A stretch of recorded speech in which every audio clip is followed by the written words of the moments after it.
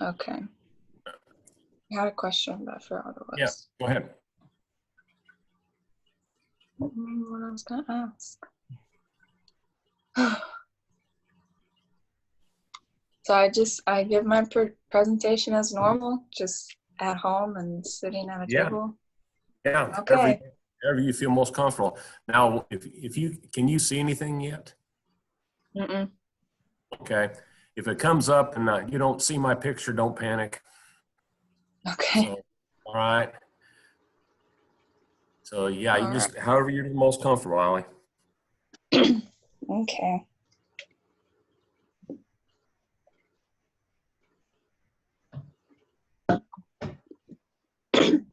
The rep is not doing so. Okay, yeah, I think I'll just go ahead and begin because I don't think this is going to load anytime soon. I just start. Let's go for it. Okay. This is so bizarre.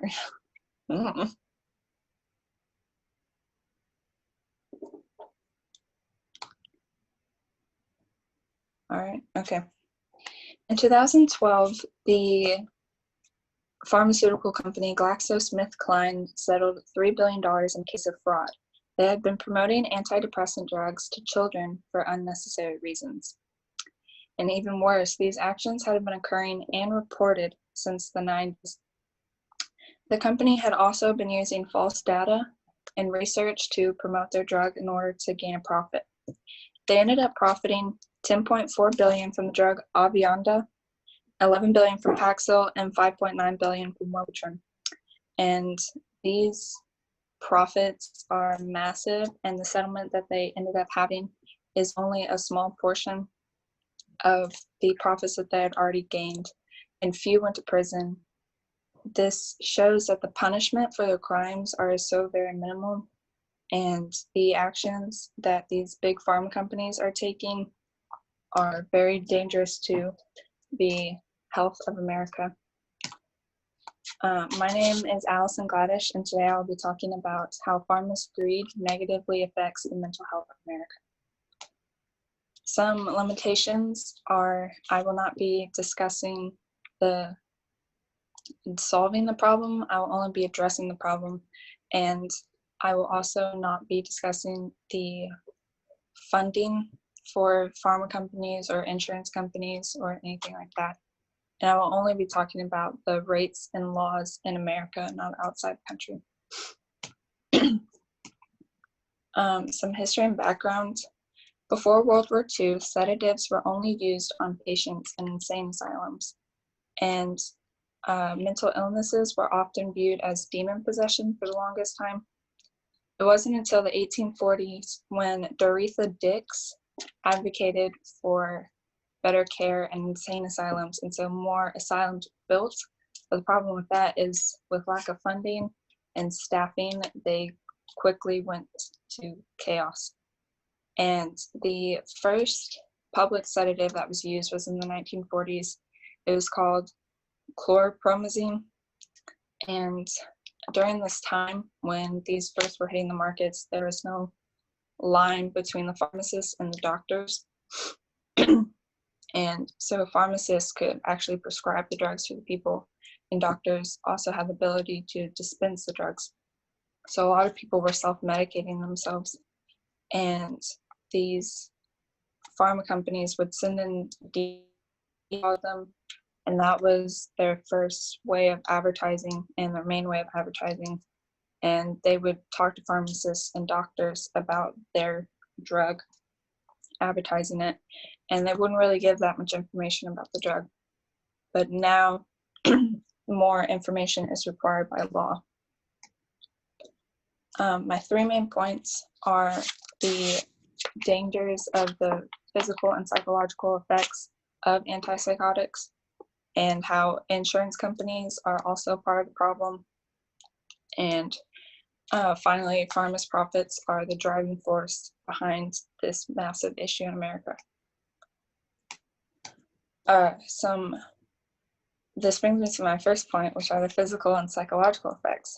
Firstly, with the physical, The problem with a lot of these mental illness drugs is that mental illness is being overly diagnosed to patients, and a lot of these patients, they don't need the extreme antipsychotics that they're initially put on.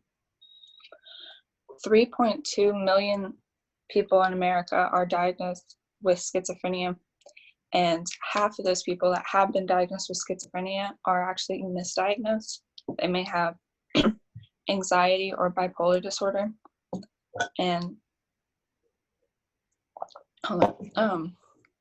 some side effects of those drugs are stiffness, drowsiness, weight gain, increased risk of diabetes, and low count of white blood cells. And a more common mental illness in America is depression. Ages of 40 to 59, there are 16.6% of people on an antidepressant, and 12.7% of children over the age of 12 are on an antidepressant. Around the side effects of these drugs are rashes, insomnia, headaches, and in extreme cases, internal bleeding. According to the Johns Hopkins Bloomberg of Public Health, 38.4% of adults actually met the 12-month criteria for having depression. So a majority of these people that are on antidepressants don't actually need the medication, and other treatments could be an option for them. So the most common example used in psychological effects of mental illness drugs are the ADHD drugs, especially Adderall. This is because this diagnosis is given to young children, and the average age people being diagnosed with ADHD is 7, and 5% of children are diagnosed with ADHD, mostly males. The issue with these drugs is that they increase the levels of dopamine, and this is dangerous for children because as they grow up, they are unable to produce that chemical on their own, so they're reliant on this drug and they cannot come off of it. Adderall is the most addictive prescription drug on the market. This is because, especially and alert for longer periods of time so that they can get whatever they need to get done. And 75% of the addiction cases occur on high school and college campuses. And these drugs will often lead into depression, anxiety, and even sometimes schizophrenia. So it's causing a whole other problem instead of fixing the initial problem. Some may say that these drugs are good and they help the patients become part of society, and these minor side effects are worth it in the end because they get to live a more normal life. What I have to say to that is, yes, these drugs they can be good, but only when it is a severe illness, and oftentimes talk therapy is a much better and safer option, but the companies and the doctors are jumping to pills because it brings in more profits, and it is harming the health of America. This brings me to my second point, which is the issue with insurance companies and how they're part of the driving force of the rising rates of mental illness in America. And this is because of initially the patients are not getting the right treatment at the right amount of time, and for less common drugs it may take 3 months for the drug to be approved by the insurance companies. And there's also no set rate before treatment, and patients end up paying a lot more out of pocket than what they initially needed to pay. which encourages doctors to prescribe the more common drugs when that may not be necessary, because the insurance companies are more likely to cover it. It is also, this process is extremely harmful to patients because it's leaving the treatment plan in the hands of the insurance companies instead of the doctors.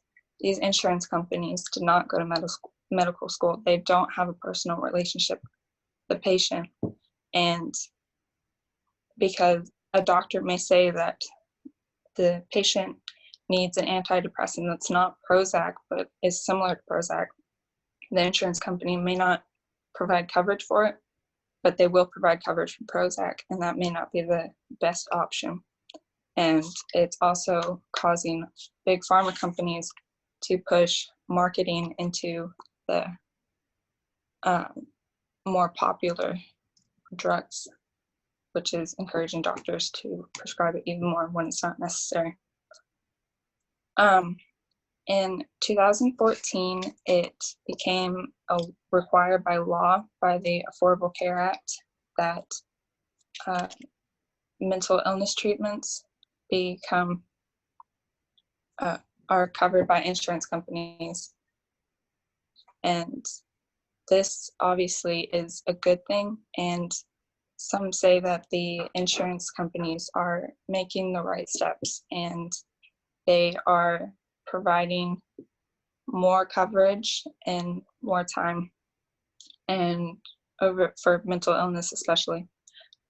What I have to say to this is they are making some steps, but not enough, and they're also not paying for enough of the right bill. Like, they may be paying enough for some other treatment, but that's not necessary for that patient.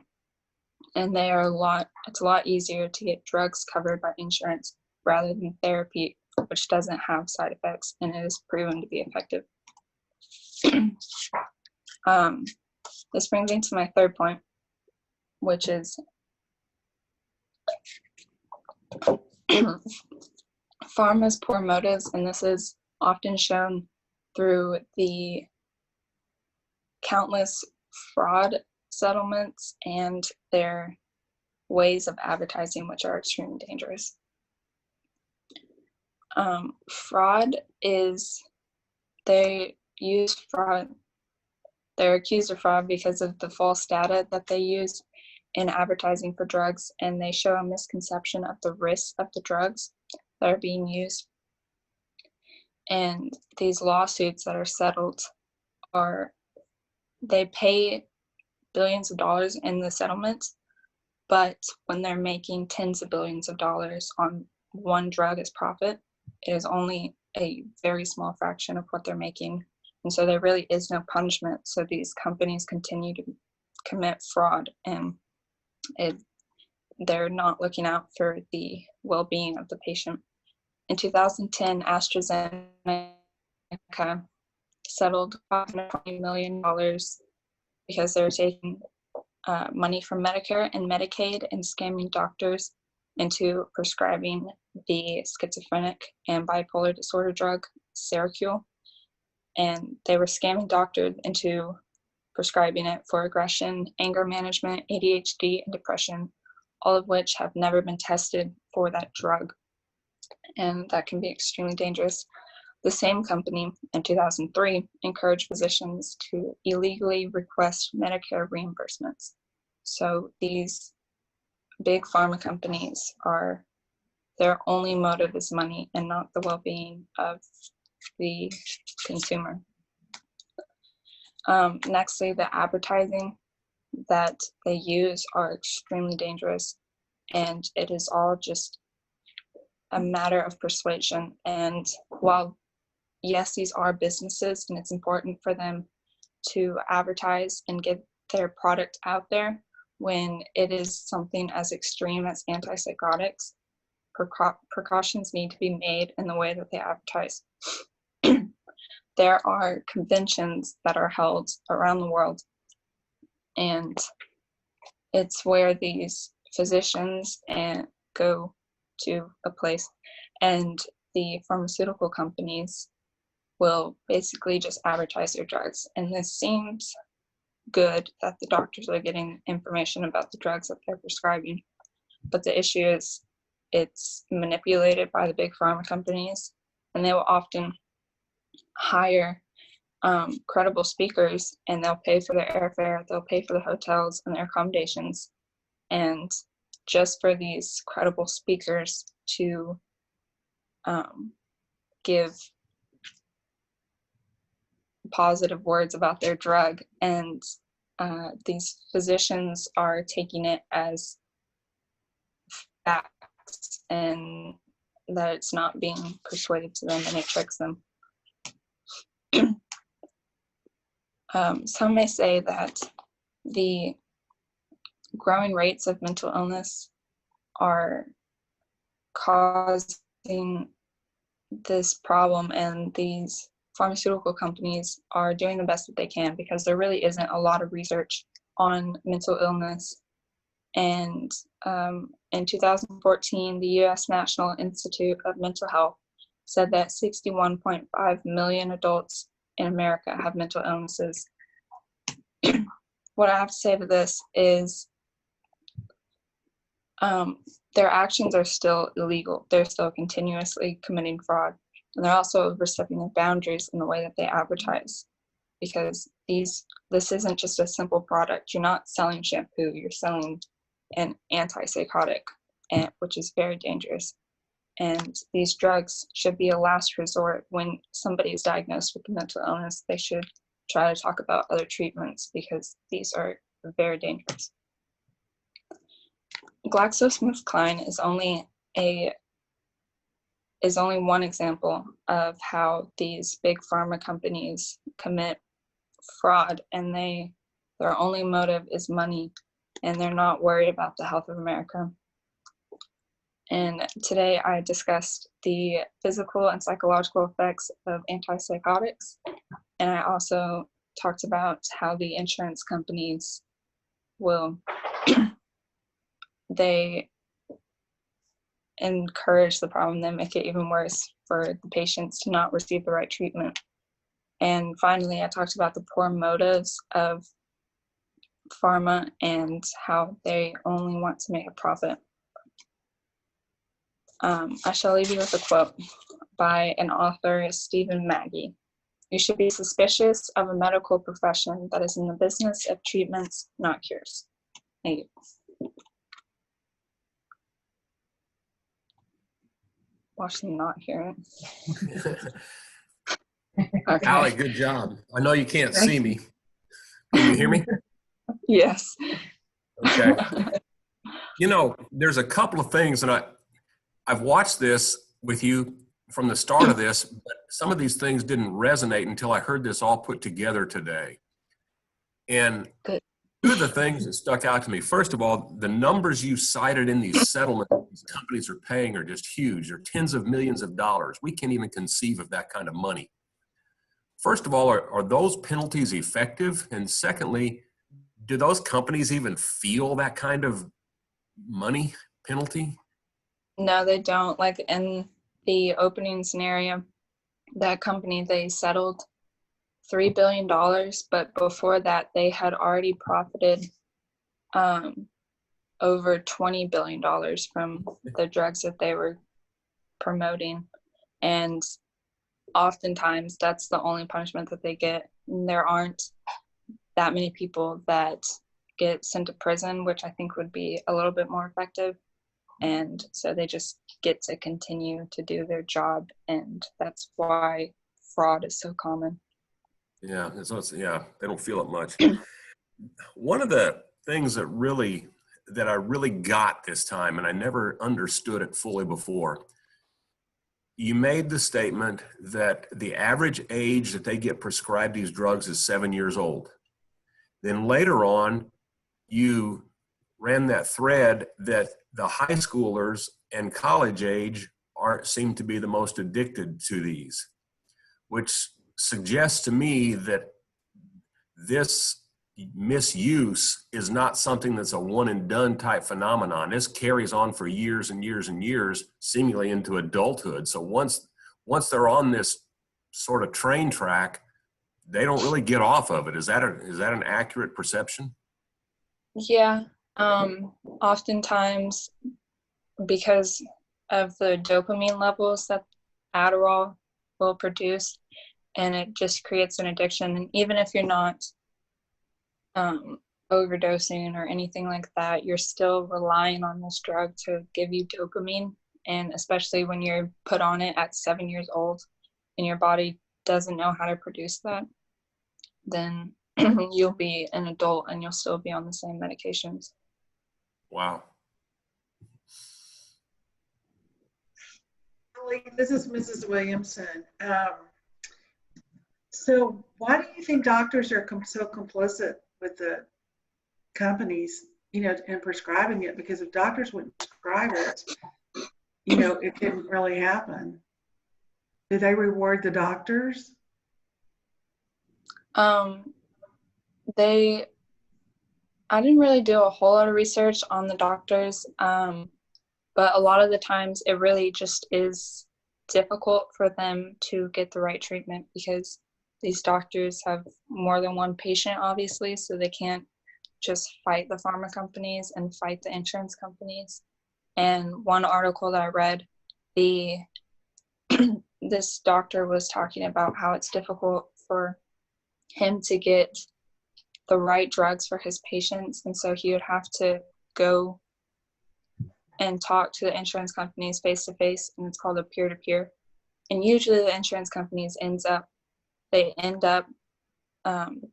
providing, like, covering it, but that takes time and it is extremely difficult. So it's, in their mind, I guess it's better for the patient to get on a treatment that's okay with them instead of getting the exact right treatment. Did a good job. Thank you. Allyson, my microphone doesn't work very well. Can you hear me? Yes. Okay. I really agree with your whole thesis, and you backed it up very well. I was pleased with the amount of research and evidence that you had. My question is, why did you choose this topic? Is this something that just kind of intrigued you?